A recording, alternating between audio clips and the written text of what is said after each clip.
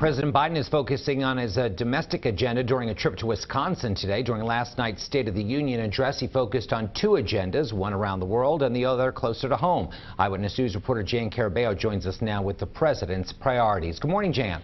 Jim, good morning. During his hour-long address last night, President Biden laid out what he called his unity agenda, which is meant to build bipartisanship in Congress. But first, he had some words for Russian President Vladimir Putin. Russia's invasion of Ukraine was front and center last night during President Biden's first State of the Union. The president vowed to make Vladimir Putin pay. He thought he could roll into Ukraine and the world would roll over.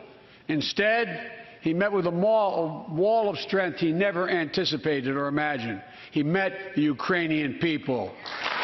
Some members of Congress wore blue and yellow in support of Ukraine, and lawmakers stood and cheered for the Ukrainian ambassador to the U.S., who was seated with First Lady Jill Biden. Thank you, thank you, thank you. Turning to his domestic agenda, the president says the focus is on bipartisanship. 4 big things we can do together, in my view.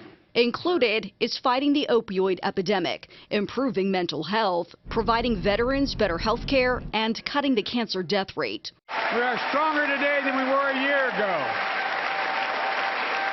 And we'll be stronger a year from now. The president also argued that his economic policies will lower inflation. Instead of relying on foreign supply chains, let's make it in America. President Biden also wants to cut the cost of prescription drugs, lower energy costs, and cap a household's child care spending. If we're weak at home. Iowa Governor Kim Reynolds delivered the Republican response. The president's approach to foreign policy has consistently been too little, too late.